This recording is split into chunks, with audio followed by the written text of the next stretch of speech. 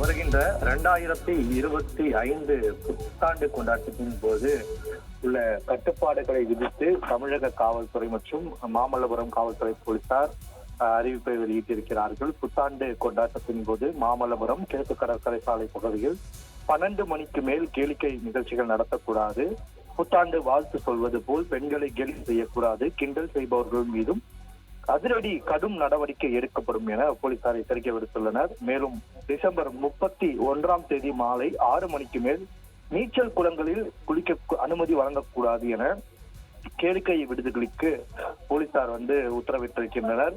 கடற்கரை ரிசார்ட்டுகளில் தங்கியுள்ளவர்கள் இரவு 12 மணிக்கு மேல் அறைகளை விட்டு வெளியே வரக்கூடாது என்றும், ஓட்டல்கள் கேளிக்கை விடுதிகளில் வரவேற்பு அறையில் உள்ள சிசிடிவி கேமராக்களை கண்டிப்பாக இயங்க வேண்டும் எனவும் கூறியுள்ளனர்.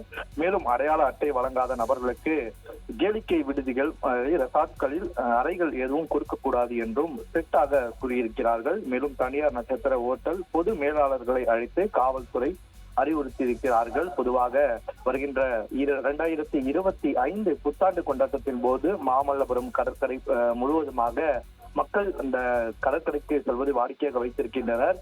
அவ்வப்போது விபத்துகள் ஏற்பட்டாலும் இந்த முறை எந்த ஒரு விபத்துகளும் அசம்பாவிதங்களும் ஏற்படாத வகையில் காவல்துறை அதிகாரிகள் கேளிக்கை விடுதிகள் மற்றும் அங்குள்ள ஹோட்டல்களில் உள்ள மேலாளர்களை கூப்பிட்டு நேரடியாக அவர்கள் அறிவுறுத்தி இருக்கிறார்கள். அனுமதி இல்லாமல் யாரும் உள்ளே வரக்கூடாது, ஐடி கார்டோடு தான் உள்ளே வர வேண்டும், அப்படி இல்லை என்றால் அவர்கள் மீது நடவடிக்கை எடுக்கப்படும் என்றும் கூறியிருக்கிறார்கள். தொடர்ந்து எந்தவித உயிர் சேதமும் ஏற்படக்கூடாது என்று கூறியிருக்கிறார்கள்.